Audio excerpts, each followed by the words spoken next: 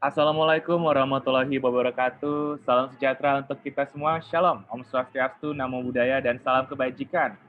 Selamat pagi semuanya teman-teman dari Universitas Andalas.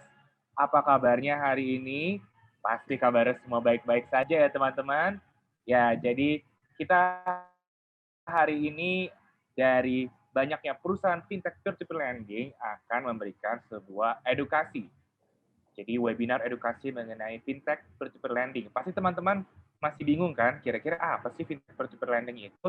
Kayak sudah pernah dengar fintech di mana-mana, tapi belum tahu penjelasan dengan lengkapnya seperti apa. Nah, hari ini kita ada banyak sekali narasumber-narasumber hebat yang akan menjelaskan mengenai apa itu fintech peer-to-peer lending. Sebelum kita memulai acara, perkenalkan terlebih dahulu saya dengan Daniel Tumiwa selaku MC yang akan memimpin acara dari pagi hari ini hingga akhir acara nanti. Sebelum saya memulai acara, saya mau kasih pantun dulu nih buat teman-teman. Makan bubur jangan diaduk, karena rasanya begitu nikmat. Lalu jangan mengantuk, pagi-pagi harus semangat.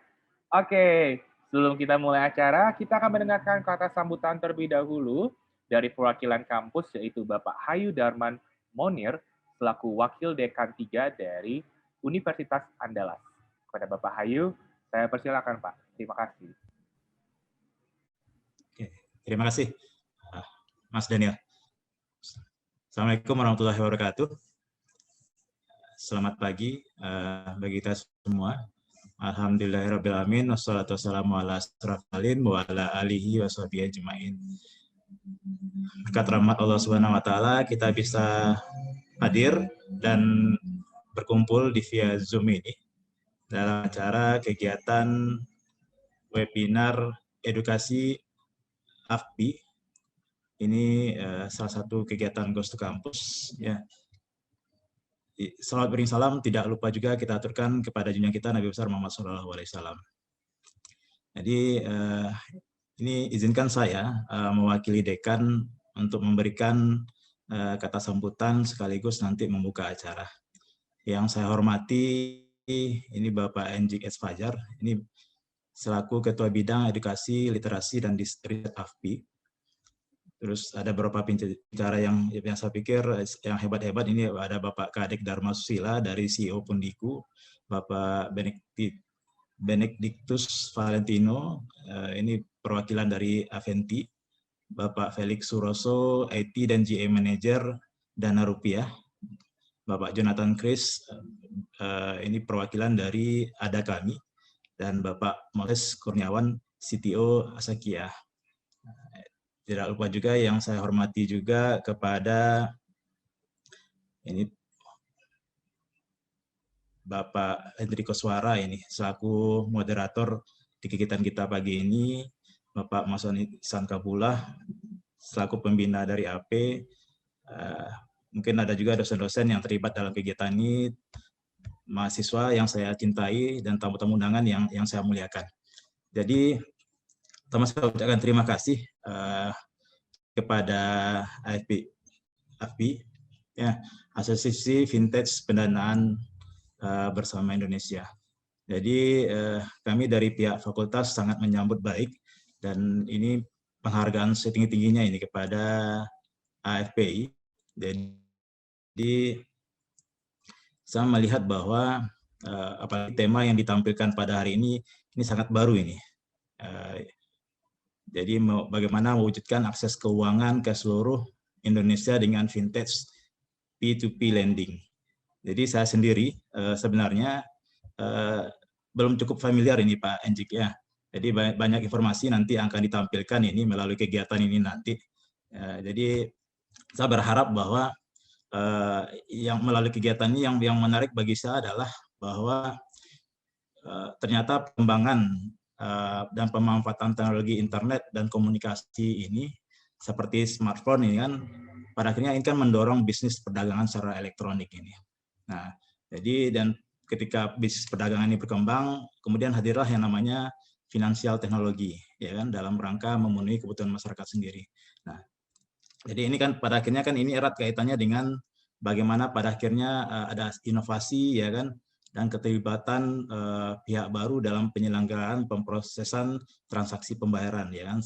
Biasanya kita kenal seperti saya pernah memakai payment gateway ya kan, terus dompet elektronik dan penyelenggara penunjang lainnya yang pada akhirnya ini berbasis teknologi ini. Nah, jadi saya berharap bahwa nanti kepada kita semua yang hadir pada ini, khususnya bagi mahasiswa, sebenarnya yang menarik bagi saya, khususnya Pak Enciknya, pertama saya nanti minta pencerahan ini, mulai dari apa sih definisi dari fintech itu sendiri, gitu. Ya, terus nanti bicara terkait dengan dasar hukumnya, karena saya pikir kan banyak sekali ini fintech baru ya kan, yang pada akhirnya menawarkan berbagai tidak hanya transaksi pembayaran ya kan, nanti juga terkait dengan modal ya kan. Terus yang menarik lagi ini bagi mahasiswa, pada akhirnya bagaimana fintech tadi bisa merubah model bisnis dari yang dulu konvensional menjadi moderate. Ya. Dan yang saya lihat pada akhirnya ini kan menggantikan peranan dari lembaga keuangan formal ini. Nah, terus yang menarik lagi nanti kebayang bagi saya adalah ini bagaimana berkaitan dengan dasar hukum nanti, jadi pasti ada risikonya. Jadi pada akhirnya bagaimana kita pahami nanti terkait dengan semacam mitigasi risiko dan fraud ini ya. Ya, ini kan berkaitan dengan OJK ini. Nah, terus terakhir mungkin nanti ini kan berkaitan dengan apa sih yang dimaksud dengan P2P lending itu. Nanti ini pencerahan yang sangat ya bagi saya ini yang sangat baru sekali yang harus kita pahami ini. Nah ini saya izin juga berkaitan dengan yang ada di FISIP sendiri. Jadi di FISIP kami punya beberapa mahasiswa yang terlibat dalam kegiatan kewirausahaan. Nah, jadi saya berharap nanti ini juga bagian motivasi bagi mahasiswa ya kan, bagaimana pada akhirnya untuk peningkatan ya kan kewirausahaan yang dilakukan oleh mahasiswa yang ada di FISIP ini. Jadi saya berharap Pak Enjik nanti ke depannya nanti saya juga bisa merangkul ini dari FPI, khususnya mahasiswa yang memiliki jiwa wirausaha, karena memang di FISIP sendiri dalam waktu dekat saya akan membentuk yang namanya tim inkubator bisnis mahasiswa. Ya, jadi bagi saya ini sangat relevan ini nanti. Jadi mohon dukungan kerjasamanya nanti lebih lanjut Pak Enjik dan teman para pembicara lainnya. Nah, terakhir dari saya mengucapkan terima kasih ini kepada Dia Creative Agency dan kepada mahasiswa, khususnya dari jurusan Administrasi Publik yang telah bersusah payah ini udah ada penundaan kegiatan kemarin kan, harusnya dari minggu kemarin baru bisa dilaksanakan hari ini. Ya, jadi saya berharap apa yang kita diskusikan di pagi ini bisa membawa manfaat dan keberkahan bagi kita semua. Itu yang bisa saya sampaikan. Terima kasih banyak. Dengan ucapan bismillah, acara webinar edukasi fintech ini saya buka. Terima kasih. Saya kembalikan kepada Mas Daniel. Assalamualaikum warahmatullahi wabarakatuh. Waalaikumsalam warahmatullahi wabarakatuh. Terima kasih Bapak Hayu untuk kata sambutan yang sudah diberikan. Selanjutnya kita akan mendengarkan kata sambutan dari Asosiasi Fintech Pendanaan Bersama Indonesia atau AFBI, yaitu Bapak Encik S. Jafar selaku Ketua Bidang Edukasi, Literasi, dan Riset AFBI. Kepada Pak Encik, saya persilakan. Baik, Assalamualaikum warahmatullahi wabarakatuh. Salam sejahtera bagi kita semua. Perkenalkan, nama saya Encik S. Jafar. Ini kita kembali lagi kayaknya udah 2 kali nih ke Universitas Andalas ya. Yang terhormat Pak Hayu Darman Munir, Mbak Akabako. Sehat Pak. Alhamdulillah. Saya udah lama nggak pakai cek Minang kok, jadi mungkin udah mulai kaku-kaku ya. Saya juga ada darah Minang dari ibu saya ya, Bukit Tinggi. Iya, jadi ini kembali ke kampung. Iya. Alhamdulillah. Baik, saya juga sebagai CEO dari salah satu fintech yang berizin di OJK. Dan saya juga pengurus di Ketua Bidang Edukasi, Literasi, dan Riset. Jadi Goes to Campus ini kebetulan di bawah tanggung jawab kami. Nah, tadi menarik sekali Pak Hayu, sudah ada beberapa pengantar kata tentang fintech ya. Nah, yang kemudian saya mau menyapa rekan-rekan saya nih, Beli Kadek Darpa nih, apa kabar? Ken kabarnya. Terus ada Pak Benedictus Valentino dari Avanti, Moses Kurniawan Asakita, Felix Suroso dari Dana Rupiah, dan Jonathan Chris dari Ada Kami. Ini teman-teman semua Pak. Jadi mungkin saya mau menyampaikan tadi Pak, sekarang zaman sudah berubah, di mana dulunya kita kenal namanya IT Pak ya, IT, Informasi Teknologi, Information Technology, sekarang sudah berubah menjadi ICT. Jadi di dunia ini sudah berubah menjadi ICT, jadi Information Communication Technology, di mana kita itu sangat bergantung juga, mau dibilang bergantung juga boleh, dengan mobile handphone. Jadi apa-apa semua secara tidak sadar kita sebenarnya sudah melakukan transaksi fintech atau financial technology melalui handphone kita. Nah, fintech ini mungkin saya juga boleh jelaskan. Fintech itu terbagi atas dua. Ada namanya fintech payment dan fintech lending. Nah, kami ini di fintech lending. Fintech payment itu apa sih? Ya tadi Bapak sudah juga kasih informasi bahwa Bapak sudah pernah dengan payment gateway. Nah itu fintech payment. Wallet, e-money, itu fintech semua. Nah,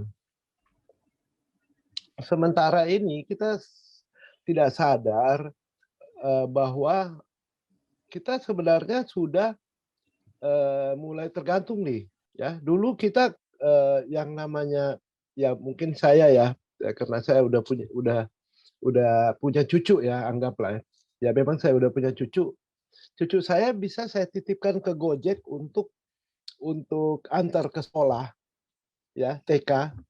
Itu kita aman-aman aja kan sekarang. Tapi zaman dulu, waduh, kita pasti khawatir nih, nanti cucu saya diapain, di ini, di itu ya. Itu satu. Kita kirim barang sekarang itu sudah tidak menjadi masalah. Sudah tidak menjadi masalah, artinya kita coba bayangkan Pak, saya kirim handphone umpamanya dari Padang, di kota Padang juga, ke rumah yang lain. Saya sudah titip handphone saya, terus saya udah bayar, kira-kira percaya nggak sih bahwa handphone ini bisa sampai? Dulu itu semua itu tidak masuk akal. Artinya tidak bisa kita lakukan. Nah saat ini trusting atau kepercayaan masyarakat terhadap teknologi sudah tinggi. Bahkan bukan cuma di Kota Padang aja ya kan, mungkin di apa namanya pelosok-pelosok juga sudah mulai. Nah itu tadi yang namanya e-commerce dan fintech payment. Nah fintech lending ini apa sih sebenarnya? Fintech lending ini kita juga platform Pak. Sebenarnya kami ini platform menemukan antara lender yang punya duit dengan borrower yang mau minjam, ketemu di platform kita, atau boleh dibilang juga marketplace kita, ketemu untuk bertransaksi dengan tentunya kita meyakinkan bahwa kecanggihan daripada mesin kita, teknologi kita. Artinya kayak umpamanya Pundiku, Ada Kami, Dana Rupiah, Avanti, dan sebagainya. Itu kita menawarkan kepada yang punya duit dan yang butuh duit. Punya mesin sedemikian rupa. Nah, luar biasa Pak sekarang ini karena apa? Kita sekarang ini sudah punya ya seluruh fintech yang berizin dan terdaftar di OJK itu sekitar 43 juta debitur ya, atau user atau borrower yang sudah melakukan transaksi tanpa ketemu Pak. Jadi 80% itu sebenarnya nggak ketemu. Maksudnya tidak bersuara kok, tidak jumpa ya. Nah, itu luar biasa. Dulu saya juga kerja di bank. Kalau umpamanya hal ini, saya pasti gimana ceritanya saya kasih kredit, saya nggak pernah ketemu Pak Hayu. Hanya lihat saja dia selfie dengan KTP-nya. Terus saya kasih pinjaman umpamanya 6 juta, 7 juta. Ya kan? Nah, ini perkembangan teknologi apa yang seperti saya ceritakan dengan Gojek tadi. Saya ceritakan dengan cucu saya titip untuk ke sekolah. Nah, sekarang ini luar biasa di Indonesia, kepercayaan masyarakat terhadap fintech lending itu sudah mulai naik. Bahkan kalau saya bilang udah mulai tinggi. Baik yang punya duit maupun yang tidak yang punya duit maupun yang butuh duit. Nah, gitu mungkin Pak. Nanti mungkin selanjutnya teman-teman kita dari ada kami, Pundiku, Dana Rupiah, Avanti dan Asakita itu akan menjelaskan yang lebih detail Pak, karena mereka adalah pakar-pakar yang di lapangan praktisi. Nah tadi Bapak juga sebutkan bahwa ada apa tadi ya mau ikubasi kalau nggak salah ya inkubator untuk pengusaha itu boleh Pak, kita kerjasama. Nah saya mau juga sampaikan bahwa saya ingatkan lagi bahwa hati-hati memilih aplikasi Pak, harus yang berizin ataupun terdaftar di OJK. Karena kalau bukan yang berizin dan terdaftar di OJK, pasti sengsara nantinya. Karena mereka itu tidak ada aturan, bunganya tinggi, cara menagihnya seenak jidat aja, semua teman-teman dihubungin. Nah kalau kami ini nggak boleh Pak, dicabut izin kita Pak. Nggak boleh yang kayak gitu. Mungkin itu nanti saya juga ada presentasi, mungkin yang lebih detail. Terima kasih ya Bapak Ibu dosen dan Pak Hayu juga terima kasih banyak. Kami sangat berterima kasih bisa dikasih kesempatan untuk AFPI Goes to Campus. Memang di Indonesia nih Pak, dari Sabang sampai Merauke. Nah insya Allah kita kalau sudah Corona tidak ada, mungkin kita goes to kampusnya offline, kita akan benar-benar masuk ke apa namanya goes to kampus, masuk ke kampus lah. Nah terima kasih teman-teman apa namanya teman-teman mahasiswa. Nah saya mau sampaikan bahwa bisnis ini saya paling tua Pak di fintech Pak. Boleh dicek. Jadi bisnis ini adalah sebenarnya bisnis milenial Pak. Jadi bisnis anak muda yang umurnya 34 tahun ke bawah, Pak. Paling tinggi biasanya 34, 32, 34 ya. Itu udah paling tinggi. Ada Felix mungkin boleh ditanyakan umurnya itu masih muda sekali. Jadi memang ini mainan-mainan teman-teman para mahasiswa nih. Jadi kalau saya bilang this is the financial industry for future. Jadi inilah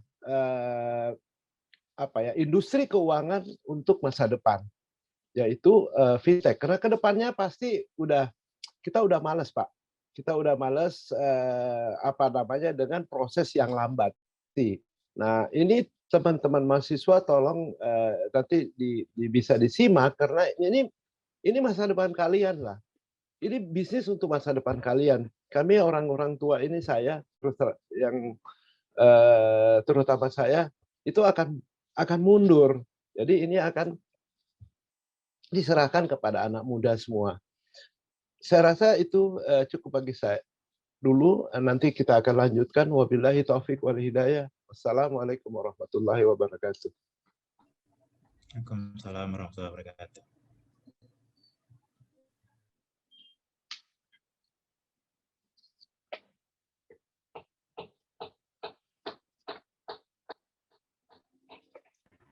Baik, terima kasih Pak Encik untuk kata sambutan yang sudah diberikan bagi kami semua pada pagi hari ini. Sebelum kita memulai acara kita hari ini, kalau kata orang, tak kenal, maka tak sayang. Nah, kita berkenalan terlebih dahulu yuk dengan semua narasumber kita pada pagi hari ini. Sekarang hari ini kita memiliki narasumber-narasumber keren yang bisa memberitahukan apa saja nih keunggulan dan manfaat dari peer-to-peer lending sendiri. Yang pertama, saya akan minta perwakilan dari Pundiku, Mas Kadek Dharma Susila, selaku CEO dari Pundiku, boleh perkenalkan dirinya secara singkat? Terima kasih. Terima kasih Mas Daniel. Selamat pagi rekan-rekan semua, selamat pagi rekan-rekan mahasiswa dan para dosen di Universitas Andalas Padang. Perkenalkan saya Kadek Dharma Susila atau lebih sering disebut Kadek dari CEO Pundiku. Oke, silakan Mas Daniel. Terima kasih. Baik, terima kasih Mas Kadek. Selanjutnya kita akan berkenalan dengan Mas Benedictus Valentino selaku representatif dari Avante.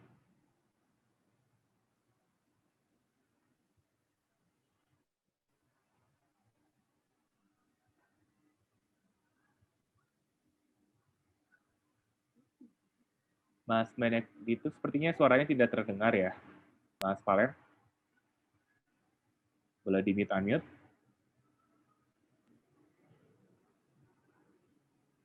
Masih tidak terdengar, Mas. Ini bisa dicek dulu, tidak apa-apa. Saya skip dulu, Mas ya. Kita berkenalan dengan yang lainnya dulu. Selanjutnya kita berkenalan dengan Mas Moses Kurniawan selaku Chief Technology Officer dari ASA kita. Halo, selamat pagi. Salam kenal semua. Saya Moses Kurniawan selaku CTO dari ASA kita. Ya, kita hari ini nanti ingin sharing. Semoga depan acaranya semakin seru ya. Salam kenal semua. Baik, terima kasih Mas Moses. Selanjutnya kita akan berkenalan dengan Mas Felix Suroso selaku IT dan QA Manager dari Dana Rupiah. Ya, selamat pagi semuanya. Terima kasih atas waktunya teman-teman sudah meluangkan waktu nih. Hari ini saya harapkan acaranya semakin seru dan juga kita bisa belajar banyak lah dari acara ini. Thank you semuanya. Baik, terima kasih Mas Felix. Selanjutnya kita akan berkenalan dengan Mas Jonathan Chris selaku Business Development Manager dari Ada Kami. Halo, selamat pagi Bapak Ibu dosen dan juga teman-teman di Universitas Andalas ya.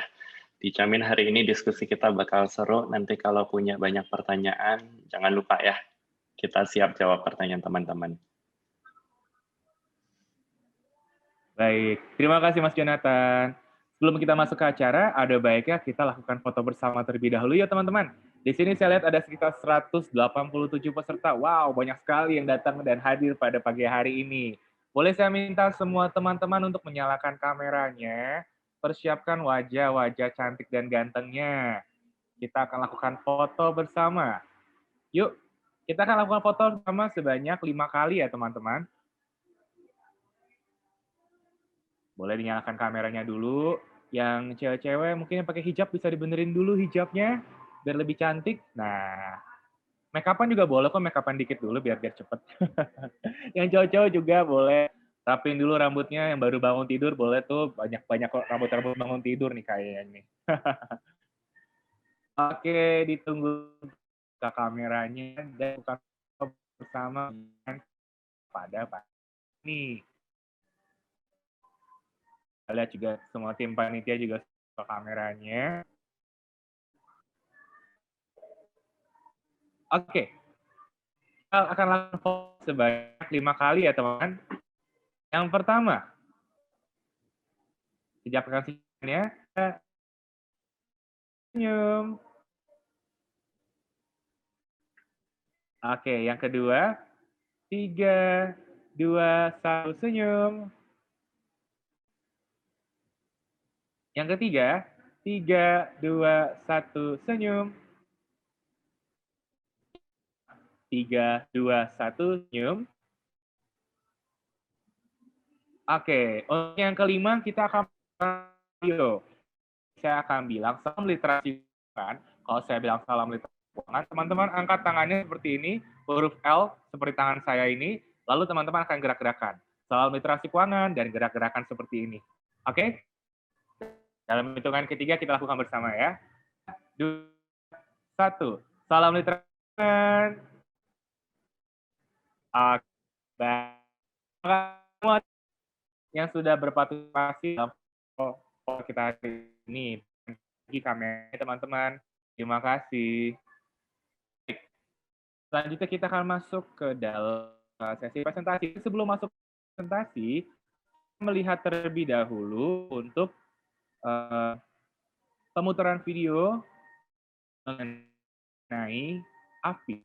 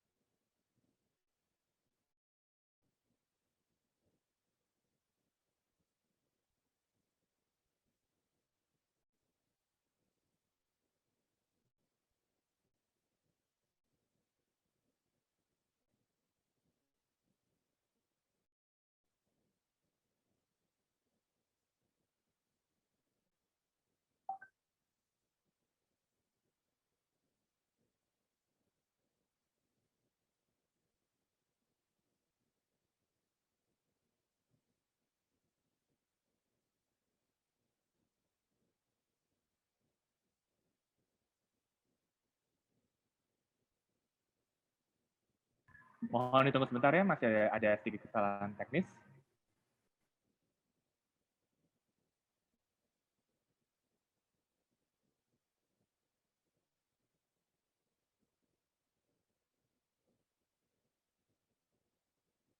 Platform fintech pendanaan bersama atau peer-to-peer lending merupakan sebuah layanan jasa keuangan yang mempertemukan antara pemberi dana atau lender dengan penerima dana atau borrower melalui sistem elektronik yang didukung dengan jaringan internet. Platform ini merupakan layanan pinjam-meminjam uang berbasis teknologi informasi atau LPM-UBTI. Dalam menjalankan operasional usahanya, penyelenggara fintech pendanaan bersama harus terdaftar atau berizin di Otoritas Jasa Keuangan. Platform fintech pendanaan bersama merupakan sebuah lembaga jasa keuangan non-bank yang menyasar masyarakat yang belum atau tidak terlayani oleh layanan perbankan. Platform fintech pendanaan bersama tidak melakukan aktivitas investasi dalam kegiatan usahanya. Sebagai pendukung, platform fintech pendanaan bersama memiliki ekosistem, antara lain eKYC, digital signature, credit scoring, dan asuransi. Asosiasi Fintech Pendanaan Bersama Indonesia berperan sebagai wadah bagi para platform fintech pendanaan bersama yang ditunjuk secara resmi oleh Otoritas Jasa Keuangan. Dengan membangun pusat data teknologi finansial atau fintech data center yang memiliki code of conduct atau pedoman perilaku yang mengikat kepada setiap anggotanya. Melalui 3 indikator utama inklusi keuangan, akses, pemakaian, dan kualitas. Dengan misi utama mendorong akses pendanaan untuk inklusi melalui jasa keuangan digital.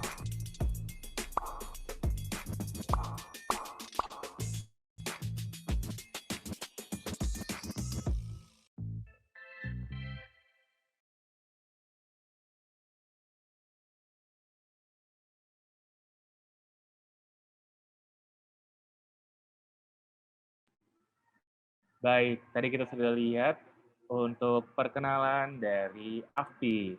Untuk kita mengetahui lebih lanjut, kita akan mendengarkan presentasi dari Platform AFPI secara langsung. Baik, saya persilakan kepada Pak Encik untuk memulai presentasinya. Terima kasih. Baik, Assalamualaikum warahmatullahi wabarakatuh. Terima kasih ini kesempatan diberikan oleh Universitas Andalas untuk kami bisa mempresentasikan, mengenalkan apa sih Asosiasi Fintech Pendanaan Bersama Indonesia. Jadi asosiasi ini mungkin next.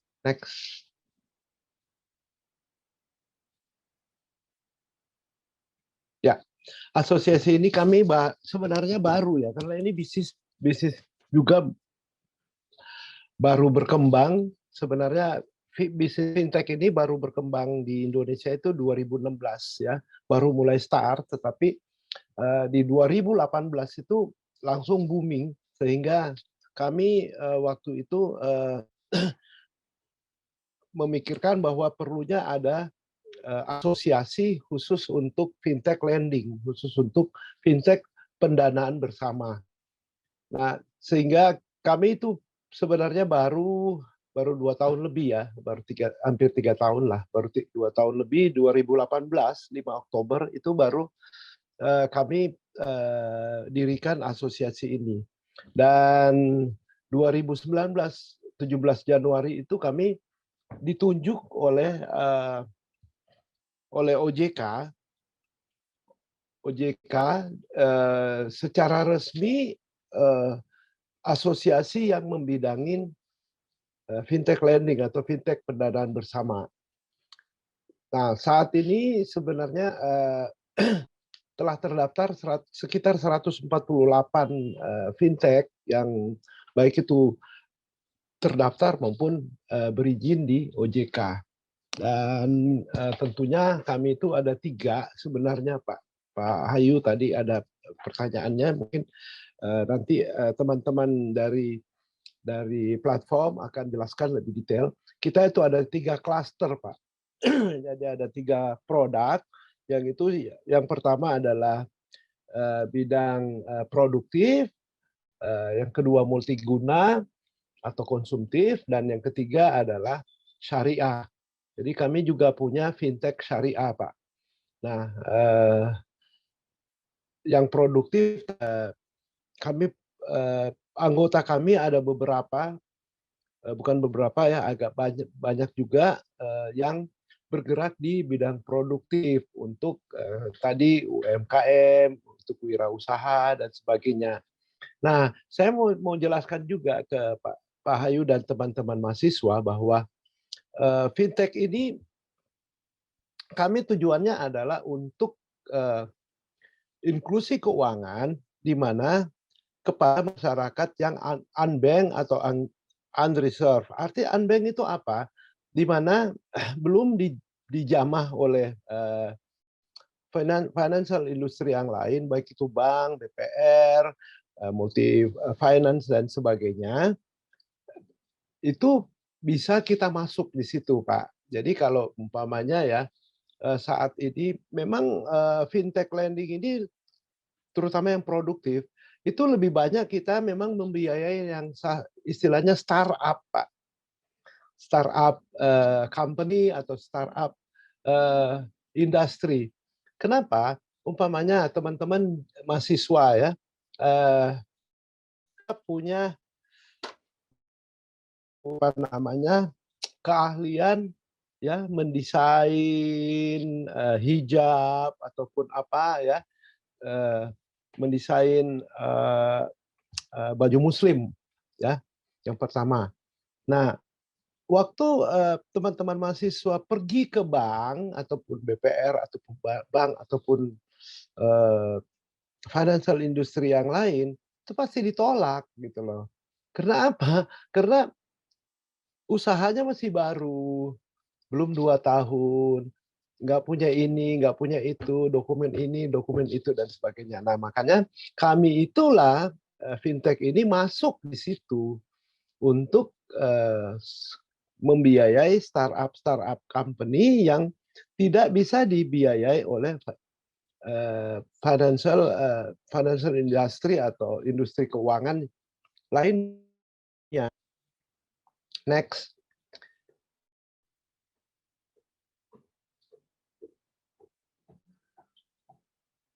Ya. Nah, satu lagi bahwa kita juga adalah ditunjuk sebagai CRO atau self-regulated organization. Nah, ini ada beberapa yang tadi sudah saya sampaikan juga. Pendiriannya 5 Oktober, AFPI ditunjuk secara resmi oleh OJK 17 Januari. Ya. Saat ini anggota kita 148 dan AFPI sudah membuat kerangka kerja framework perlindungan konsumen yang terdiri dari Code of Conduct, Komite Etik, dan saluran pengaduan konsumen. Nah, mungkin yang beredar di media, baik itu mass media maupun sosial media, itu banyak fintech yang ilegal, yang tidak beretika. Ya, di dalam menagih, bunganya luar biasa tingginya, dendanya, penaltinya bisa 2 kali lipat, bisa 3 kali lipat ataupun berapa kali lipat dari pokok. Nah, ini yang kita atur, Pak. Ya, teman-teman mahasiswa, ini kita atur.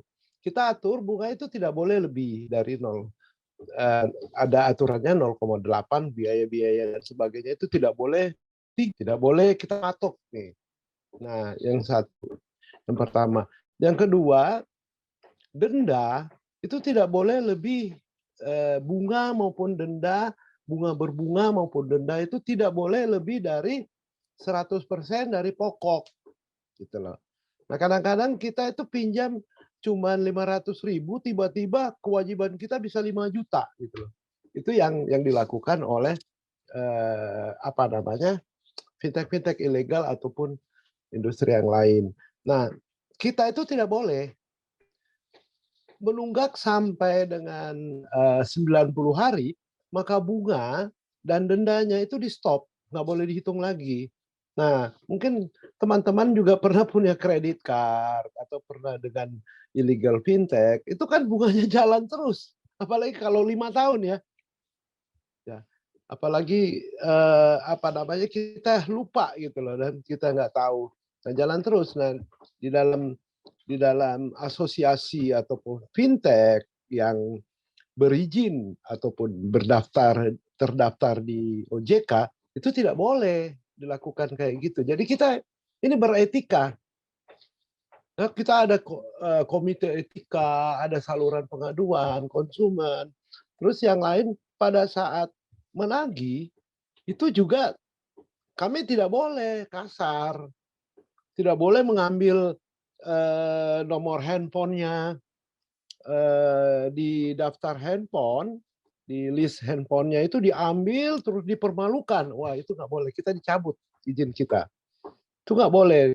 Ambil handphone, ambil nomornya aja yang ada di dalam handphonenya user ataupun borrower itu dilarang oleh OJK. Nah, itu yang kita bedanya fintech yang berizin maupun terdaftar di OJK dengan fintech liar. Jadi itu. Nah, di dalam penagihan pun tidak boleh kasar, tidak boleh mengancam, tidak boleh mempermalukan, tidak boleh biasanya itu di Facebook lah, di mana dipermalukan kayak gitu, itu nggak boleh. Kalau ada kasus kayak gitu, kita bisa dicabut. Kita dipanggil oleh komite etika dulu, kalau memang tinggi kesalahannya, maka komite etik bisa merekomendasikan untuk mencabut keanggotaannya di AFPI. Nah, sementara kalau keanggotaannya dicabut di AFPI, maka otomatis OJK akan mencabut tanda berizinnya maupun daftarnya. Karena di dalam POJK harus wajib menjadi anggota AFPI. Oke, itu mungkin ya. Next. Nah, ini visi kita. Ya, visi kita adalah tentunya mendorong akses pendanaan untuk inklusi keuangan melalui jasa keuangan digital. Nah, ini memang visi kita. Kita akan mendorong ya. Beberapa kayak yang diproduktif, ada pembiayaan ke pertanian, ada ke perikanan, ya, dan sebagainya. Mungkin kalau lihat fintech itu banyak banget yang biayain juga para petani buah, terus disalurkan melalui e-commerce dan sebagainya, di packaging dan sebagainya. Nah, itu yang visi kita akan masuk ke situ. Misi mendukung target mengurangi kesenjangan akses pembiayaan ya 100 miliar US dollar dengan meningkatkan akses 75% inklusi keuangan pada tahun 2020 dan strategi nasional inklusi keuangan sesuai peraturan Presiden. Nah, AFPI mengikuti 3 indikator utama inklusi keuangan, yaitu 1, akses, ya. Yang kedua, pemakaian. Yang ketiga, kualitas. Akses adalah bagaimana akses itu bisa masuk seluruh ke Indonesia sampai ke pelosok-pelosok. Sementara pemakaian usage-nya itu kita mendorong untuk meningkatkan masyarakat memakai jasa ini. Dan tentunya kualitas kita jaga terus.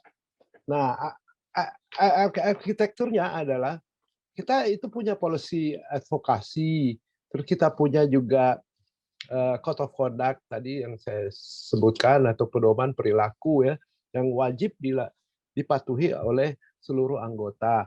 Terus kita ada literasi dan edukasi. Dan salah satunya ini literasi dan edukasi. Literasi adalah AFPI Goes to Campus. Ya, kita terus aktif ya. Setiap bulan kita minimum 3 kampus di Indonesia yang kita mengadakan webinar ini, dan tentunya terus-menerus kita lakukan sosialisasi maupun literasi maupun edukasi. Data knowledge and intelligence, kita ada namanya Fintech Data Center yang semua anggota pakai, ya kan. Jadi kalau ada yang nunggak-nunggak, ya itu akan masuk di Fintech Data Center. Mau ngambil lagi, mau minta lagi kredit ke platform yang lain, maka di blacklist di situ gitu. Jadi hati-hati, jangan menunggak lah. Kolaborasi, kita selalu lakukan kolaborasi dengan tentunya industri digital industri yang lain ya. Seperti mungkin teman-teman juga tahu bahwa sekarang itu ada namanya GoPayLater. Itu GoPayLater juga punya fintech. Tokopedia juga punya fintech, Shopee PayLater juga punya fintech, terus OVO yang Grab dan sebagainya itu juga ada, mereka sudah punya fintech masing-masing, sehingga kolaborasi kita lakukan terus. Nah, di sisi lain kita juga lakukan kolaborasi, tentunya tadi Pak Hayu udah sebutkan, dengan perusahaan-perusahaan payment gateway, dengan e-wallet dan e-commerce tentunya. Dan kita juga lakukan beberapa kolaborasi dengan biro-biro kredit ya, atau data analysis. Oke, next. Nah, ini tadi sebenarnya saya udah jelaskan, yaitu ada pedoman perilaku, ada advokasi dan kebijakan, ada literasi edukasi anggota dan masyarakat, terus ada data knowledge tadi, fintech data center and intelligence, dan kolaborasi. Oke, next. Next. Nah, ini yang apa sih di pedoman perilaku kita ini yang membedakan fintech yang terdaftar ataupun berizin di OJK ataupun member dari AFPI, yaitu ini.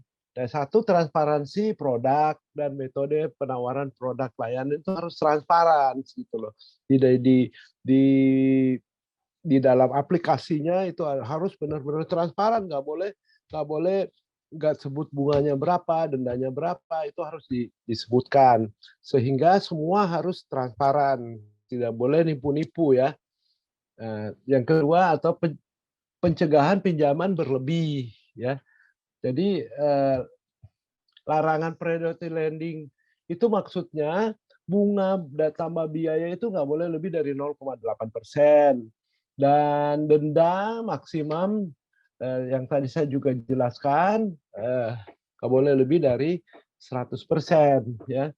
Larangan pemberian dan penambahan pinjaman tanpa kesepakatan para pihak juga itu dilarang. Jadi semua harus agreement-nya, tadi Pak Ayu juga tanyakan mitigasi resikonya dan sebagainya, terus legal standing-nya bagaimana, itu harus jelas gitu loh. Larangan juga rekayasa data ya, menipu data itu kita dilarang gitu loh. Oke, terus praktik manusiawi, larangan praktik mental yang tadi juga saya sudah jelasin, penggunaan pihak dalam penyelesaian atas pihak yang meninggal dunia dan sebagainya, penagihan atas gagal bayar dilakukan sesuai kepentingan pemberi pinjaman. Oke, next.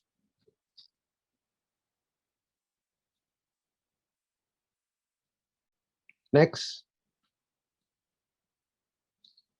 Nah, ini apa namanya, tadi juga sebenarnya udah saya sampaikan.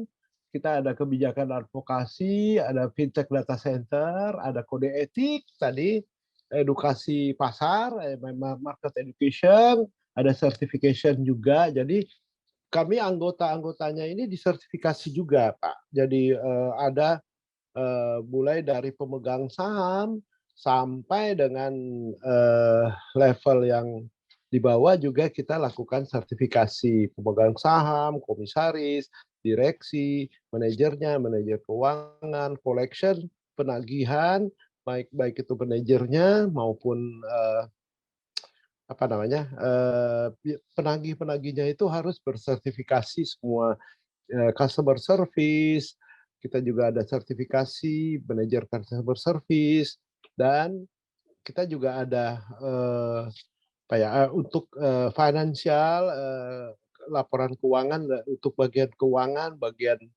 account juga ada sertifikasinya. Nah, insya Allah ke depannya ini mohon doanya, kita sudah membentuk PT namanya PT LSP Fintech Indonesia atau lembaga sertifikasi profesi fintech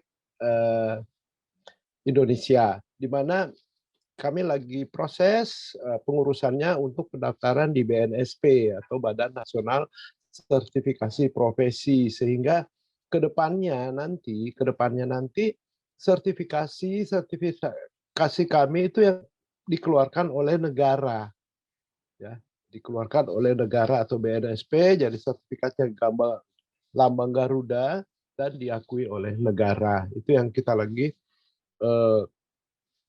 proses untuk perizinannya.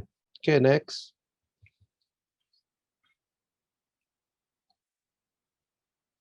Nah, ini struktur organisasi kita. Ya, kita ada dewan pengawas, ada penasehat. Ya, kalau lihat dewan penasehatnya itu orang-orang top, salah satunya Pak Hatip Basri, ada Pak Renal Kasali, dan seterusnya. Nah, kita juga ada namanya komite etika yang tadi saya sebutkan. Nah, ketua umumnya adalah Adrian Gunadi. Nah, di sini kita juga ada di bagian saya itu edukasi, literasi, dan riset. Saya ketuanya, saya ada ada 4 ya, ada 4 wakil saya. Terus kita ada hubungan masyarakat dan seterusnya.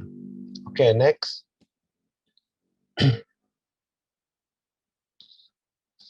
Boleh next. Ya, ini anggota kita ya, 148 ya, banyak sekali. Ada Amarta Investri, ada Modal Rakyat, ada Indovan. Nah, makanya rekan-rekan kalau mau pinjam atau kan dana dari fintech secara online, saya sangat sarankan untuk mengecek apakah aplikasi itu terdaftar ataupun berizin di OJK ataupun anggota AFPI, ya. Jadi bisa masuk di websitenya AFPI, ya, afpi.go.id, .or.id ataupun ojk.or.id, gitu loh. Oke, next.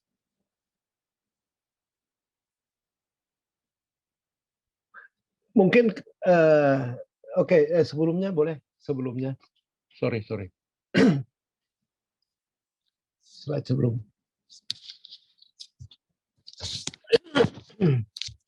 Sorry. Kalau kita lihat di sini kan berbagai macam ya, Pak. Ada Indovan, ada Iternak. Iternak ini bergerak benar-benar di peternakan. Kalau kita lihat juga ada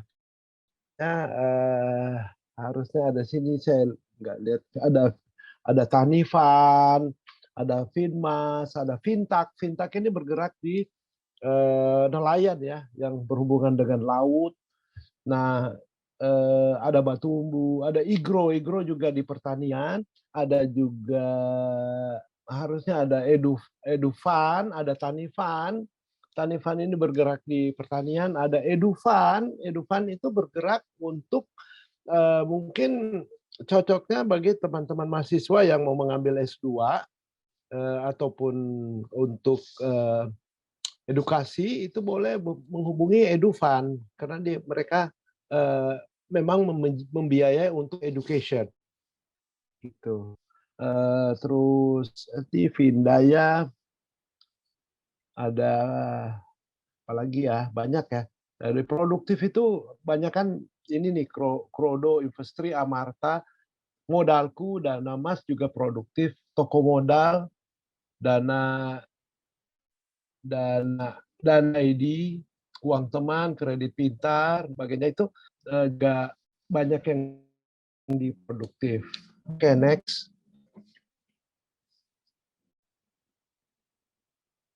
Next. Ini sudah. Oke. Nah, saat ini lender itu 705.000 ya. Pengguna transaksi lender per November. Ini dari data November ya. Borrower 40 juta, sekarang saya rasa sudah lebih dari ini. Aggregate pinjaman kita sudah, ini November ya, 146 triliun ya. Tapi kalau saat ini saya rasa sudah mencapai mungkin di 160 atau 170 triliun. Nah, jumlah fintech 148. Nah, ini peluangnya buat kami. Individu di Indonesia itu ada 186 juta individu produktif ya, yang di atas Pak, yang kita kategorikan produktif, ada 186 juta orang.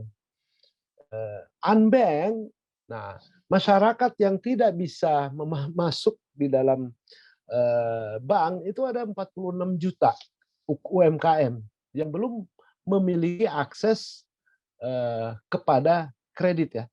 Ini UMKM ya. Ada di Indonesia ini ada 46 juta. Unbanked people ini orang-orang yang belum bisa mengakses ke bank itu ada 132 juta di Indonesia. 132 juta orang yang belum bisa karena persyaratan bla bla bla bla bla bla dan sebagainya. Nah, penyaluran kredit total kebutuhan pembiayaan UMKM nasional itu sebenarnya 1.650 triliun UMKM kebutuhannya. Ya. Industri jasa keuangan tradisional yang menopang baru 660 triliun. Sehingga ada gap, ada peluang sebenarnya untuk pembiayaan UMKM itu sebesar 989 triliun. Ini 2016 datanya. Tentunya saat ini akan lebih besar lagi. Gitu. Jadi kita melihat bahwa ada 989 triliun itu peluang jasa keuangan tradisional yang belum tersentuh oleh bank. Makanya fintech ini akan masuk ke situ. Gitu loh, Pak. Oke, next. Ya, next. Nah, ini keunggulan kita. Kita satu memberikan dampak positif bagi pemberdayaan UMKM maupun UKM dengan membuka saluran pembiayaan usaha yang mudah dan cepat, ya kan? Kita tentunya tidak terlalu bertele-tele ya, minta dokumen ini, minta jaminan, minta itu dan sebagainya. Dan selalu terus terang aja di dalam bisnis digital ini kecepatan speed menjadi nomor satu. Ya, jadi nggak bisa lagi kita lambat-lambat, kita tergilas nantinya. Terus kehadiran memberikan manfaat tentunya ke individu dan masyarakat yang unbanked dan unserved. Artinya yang tidak bisa dilayani oleh industri keuangan lainnya, tentunya kita bisa melayani. Dengan menggunakan teknologi, ya kan? Domisili bukan lagi menjadi alasan, ya. Saya ingat dulu saya kerja di industri keuangan yang lain. Kalau mau mengembangkan sayap ke Padang, saya harus buka cabang ke Padang. Berapa orang ya yang harus di ini ya. Saya mungkin kasih gambaran aja bahwa di kantor saya itu karyawannya cuma 7 orang. Tetapi kami punya debitur seluruh Indonesia, user kita atau borrower kita seluruh Indonesia itu sekitar 6.400.000 orang dengan dilayani hanya 47 orang. Nah, sehingga semua dilakukan dengan apa? Dengan mesin. Saya bisa membayangin, Pak, kalau umpamanya di Padang kita punya debitur ya, kita punya borrower itu banyak. Mungkin ada sekitar Sumatera Barat, saya lupa ada sekitar 100.000 ada. Bisa kita bayangkan bahwa dengan 6.400.000 borrower, Indonesia berapa kantor saya harus buka? Berapa karyawan harus saya siapin? Kalau umpamanya di Padang kan minimum 15-20 ya kan. Belum kita ngomong di Jambi lagi ya kan, belum ngomong Pekanbaru, di Jawa dan sebagainya. Sehingga inilah yang menjadi keunggulan fintech. Karena apa? Jarak itu, domisili itu bukan lagi alasan untuk mendapatkan akses. Sepanjang dia ada internetnya di situ bisa pakai smartphone. Saya rasa semua saat ini walaupun ya orang-orang di desa-desa semua sudah pakai smartphone. Ya, sepanjang dia bisa WhatsApp lah istilahnya, dia bisa Android dan atau iOS, itu pasti bisa akses ke kita bisa akses ke mereka. Itu yang bedanya dengan tradisional. Para pelaku usaha dapat mengajukan pembiayaan untuk keperluan usahanya secara online, ya, terjangkau, proses yang relatif lebih mudah dan memperoleh persetujuan lebih cepat. Jadi kita nggak perlu lagi ketemu atau apa gitu ya. Itu yang keunggulan daripada fintech. Dan ingat bahwa fintech ini kami dapat membiayain sampai dengan satu orang itu sampai dengan 2 miliar. Jadi bukan kecil jumlahnya. Jadi sampai dengan 2 miliar per satu orang, per satu borrower. Jadi lumayan gede juga, ya kan? Oke, next. Oke, saya rasa itu yang bisa saya sampaikan. Kalau ada pertanyaan, silakan saya kembalikan ke MC, Brur Daniel Tumewa. Silakan, Brur. Kita akan mendengarkan penjelasan produk dari Pundiku. Saya persilakan, terima kasih. Oke, terima kasih Mas Daniel atas waktunya. Selamat siang rekan-rekan di Universitas Andalas Padang dan rekan-rekan narasumber yang lain. Jadi tadi sebelum sesi saya sudah dijelaskan di panjang lebar oleh rekan-rekan yang lain, oleh Pak Ancik juga tentang fintech seperti apa, peer-to-peer learning seperti apa. Jadi saya hanya masuk ke bagian produk dari Pundiku sendiri. Oke, Pundiku sendiri ini berdiri sejak 2018 ya. Kami berkantor pusat di Bali, jadi kami tidak di Jawa, dan kebetulan satu-satunya yang ada di Bali saat ini. Oke, silakan lanjut. Mungkin kita sudah dijelaskan juga peer-to-peer itu seperti apa, dan untuk Pundiku sendiri, kami memang fokus sampai saat ini untuk UMKM. Jadi semua sektor produktif itu menjadi target market kami, baik itu yang di pasar, kemudian yang terkait dengan pariwisata, karena orang Bali itu banyak yang pariwisata. Kemudian sektor produktif yang lainnya juga menjadi fokus kami, nanti akan saya jelaskan di slide berikutnya. Foto kami di Pundiku adalah memberikan kenyamanan dan keamanan bagi rekan-rekan yang bergabung bermitra dengan Pundiku. Silakan.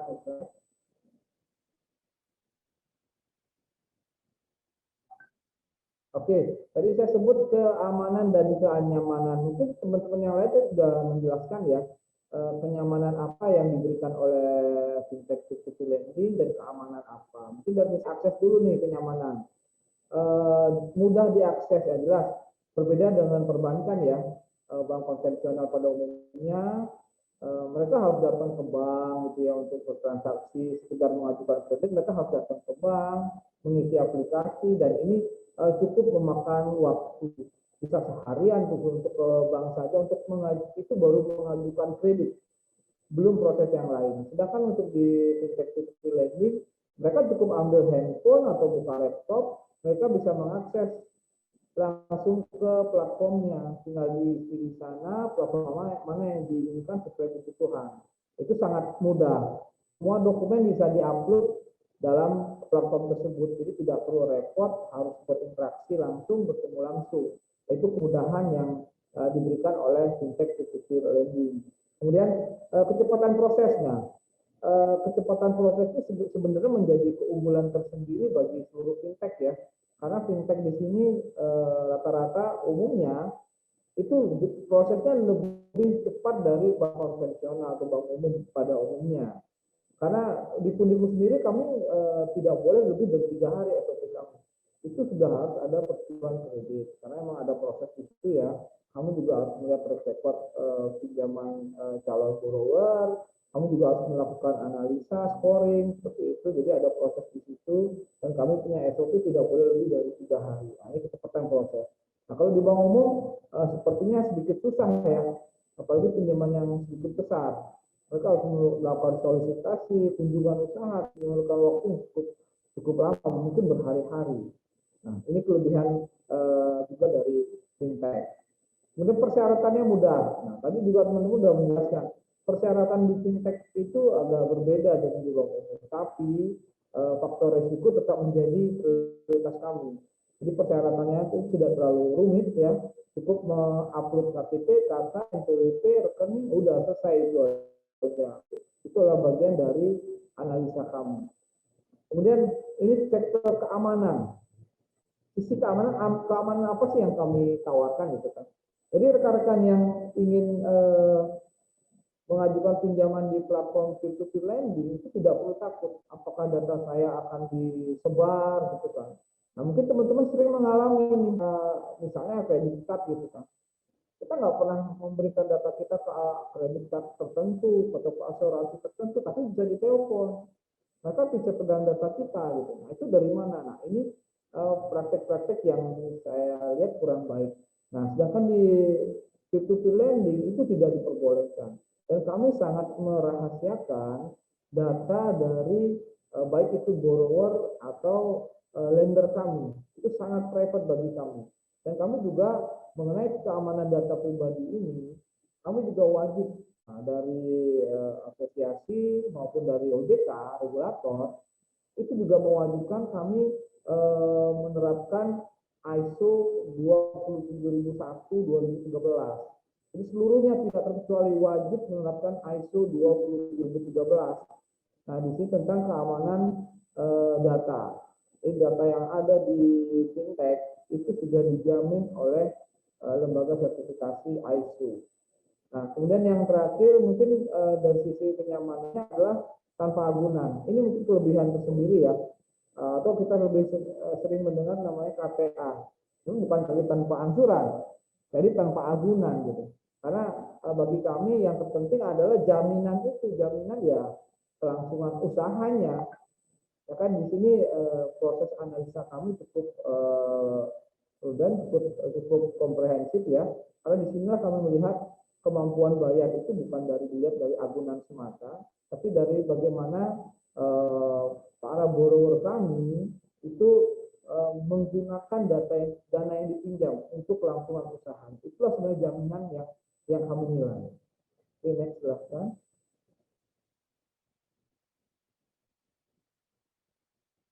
Lalu lanjutkan. Nah, sekarang Pundiku, tadi saya sebutkan Pundiku bergerak di sektor yang produktif.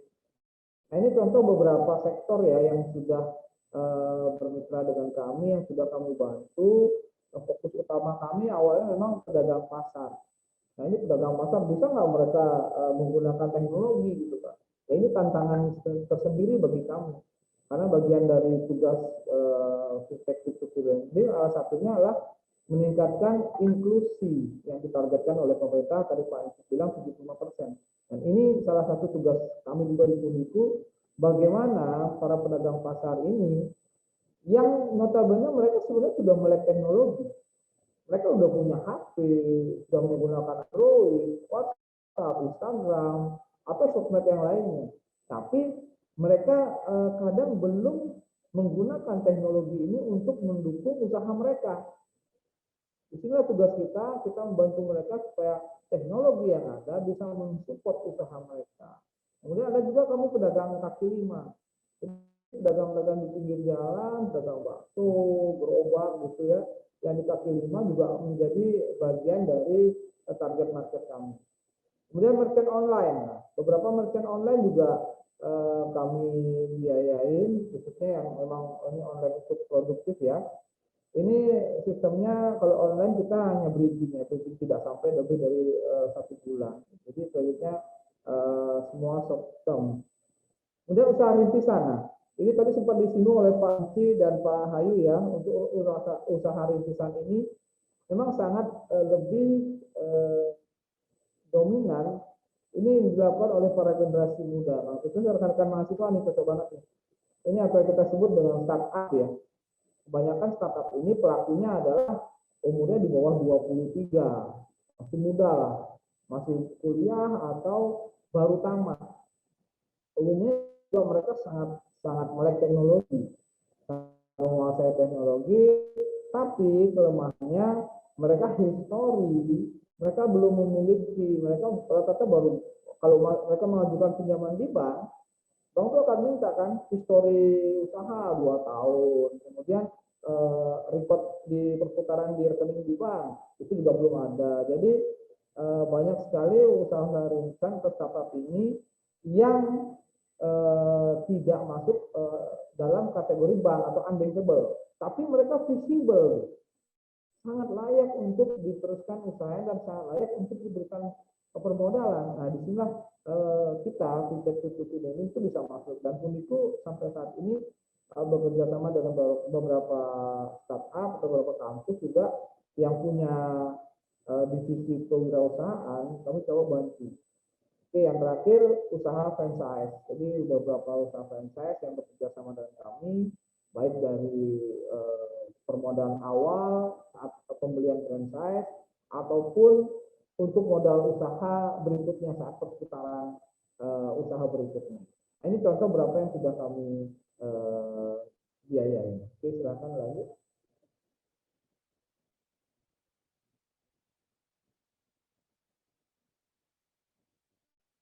Oke, tadi saya sempat menyebutkan syarat-syaratnya cukup mudah ya, tidak ribet. Jadi cukup KTP, KK, rekening pribadi, kenapa rekening pribadi, ya kan itu syarat mutlak ya, syarat yang harus ditransfer ke rekening yang bersangkutan, ke virtual yang bersangkutan. Dan kalau usahanya UMKM-nya sudah sedikit besar, sudah bentuknya toko atau kios, itu kamu juga mensyaratkan keterangan usaha, karena pinjamannya biasanya mereka lebih tinggi dari yang di pasar, lebih tinggi dari yang di kaki lima.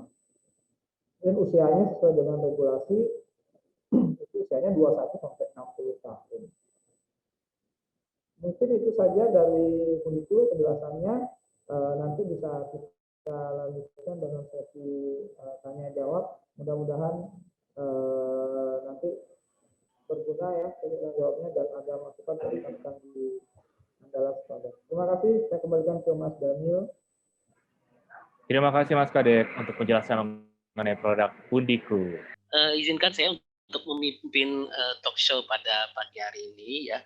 Mungkin saya pertama pada Pak Bli Kadek Dharma dulu ya. Jadi memang satu-satunya mungkin ya Pak ya, peer-to-peer lending yang ada di Bali ya. Jadi mungkin di masa pandemi ini Bapak, kami ingin tahu lebih banyak nih, seperti apakah sih sebetulnya perilaku kehidupan finansial ya masyarakat di masa pandemi ini. Mungkin Pak Kadek bisa memberikan gambaran lebih jelas ya, terutama praksis walaupun bukan hanya di Bali ya Pak ya, ininya ya boro-boronya, tapi di seluruh Indonesia kayaknya, tapi mungkin bisa Bapak gambarkan sedikit. Gimana Pak Bli? Silakan Pak.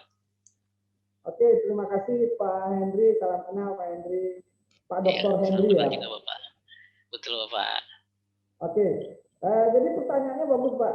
Ini pertanyaan yang paling up to date untuk kondisi sekarang Pak Hendri ya. Jadi bagaimana kita mengatur keuangan di saat pandemi. Jadi seakan-akan kita ini disadarkan Pak, diingatkan lagi bahwa kamu harus kembali ke asalnya seperti apa gitu. Selama ini mungkin kita terlena Pak, bahwa kita selama ini punya uang, kita hangout, kita ngumpul-ngumpul sama teman, ngopi di Starbucks gitu. Itu berapa uang yang sudah keluar hanya untuk hal-hal kalau kita bilang itu kurang perlu, dan mungkin di masa sekarang saat pandemi kita baru sadar bahwa ada hal-hal yang harus kita lakukan untuk lebih fokus kepada bagaimana uang itu kita harus lakukan. Jadi yang pertama mungkin harus flashback lagi cash flow-nya nih Pak.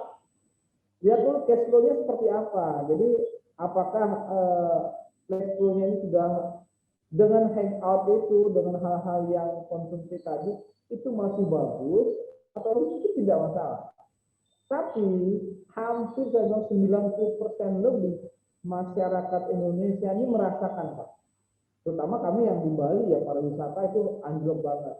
Dan ini kamu harus memutar otak bagaimana dengan cash flow yang ada, itu kamu bisa hidup dan masih bisa berusaha gitu. Jadi pintar-pintarlah mengatur cash flow yang ada. Ketika uang ini kita pegang, itu berguna untuk usaha dulu. Kemudian berguna untuk usaha, yang kedua ya pastinya untuk makan Pak. Itu dulu, makan dan usaha, tidak lebih dari itu. Jadi kebutuhan yang konsumtif tadi hindari dulu lah, hindari dulu. Jadi kita benar-benar mengatur cash flow yang ada untuk hal-hal yang urgent dulu. Kemudian kita lihat lagi nih budget bulanan kita nih yang normal dulu seperti apa gitu. Ternyata budget bulanan sebelum pandemi Saya gaji sekian bisa beli A, beli ini, beli itu gitu ya. Bisa jalan-jalan sama anak istri ke mall, bisa ke villa, tidur, nginep sebulan sekali gitu ya, sehari nginep. Mungkin sekarang berbeda, Pak. Uang yang ada mungkin kita save dulu nih. Kita berhitung ulang anggarannya untuk apa gitu. Yang tadi pasti untuk makan. Makan berapa nih? Kita sisihkan. Kemudian yang kedua pasti Pak save money untuk modal usaha kalau yang punya usaha Pak. Kecuali yang pegawai mungkin berbeda. Tapi kalau yang punya usaha, saya sarankan nih, begitu ada uang, itu uangnya di save dulu. Save untuk apa? Kita tidak pernah tahu pandemi ini kapan berakhirnya, selesainya kapan. Tidak pernah tahu. Jadi apakah usaha kita masih bisa berlanjut atau tidak? Apakah bulan depan, 2 bulan lagi masih bisa diterima oleh masyarakat? Tidak produk kita. Nah, disinilah perlunya ketika produk kita mulai kurang laku, usaha kita menurun, save uang tadi itu yang bisa kita manfaatkan untuk menggulirkan usaha dulu lah. Kita nggak usah berpikir untuk tumbuh, tapi bertahan saja sudah bagus kondisi sekarang. Syukur-syukur bisa naik. Nah itu dulu Pak. Jadi menurut saya untuk saat ini itulah yang harus kita lakukan. Kita benar-benar mengatur cash flow, mengatur ulang kembali anggaran kita. Pastikan bahwa tidak lebih besar dari dari tiangnya Pak. Jadi seperti itu. Jadi kita bersadar kembalilah ke kita dari nol, uang yang ada benar-benar diatur ulang. Bukan tidak boleh untuk kita konsumsi, boleh selama ada. Mungkin seperti itu Pak Hendy, penjelasan dari saya, silakan. Baik, terima kasih, luar biasa jawabannya. Jadi memang pertama makan dulu, baru kemudian buat planning usaha ya Pak ya. Iya. Luar biasa. Jadi ini Pak, harusnya mahasiswa ini Pak harus memikirkan itu Pak ya. Betul. Baik. Betul. Nah, baik, kalau boleh saya ke